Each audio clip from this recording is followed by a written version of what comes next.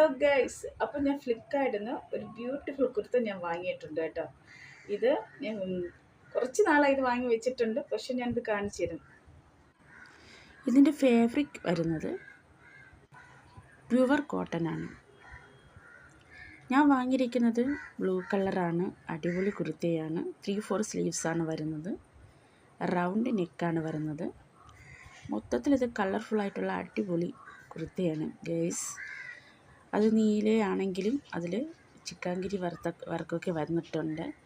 വെള്ളയായിട്ട് അവിടെ എവിടെയായിട്ടൊക്കെ നല്ല ചെറിയ ചെറിയ വർക്കുകളൊക്കെ വന്നിട്ടുണ്ട്.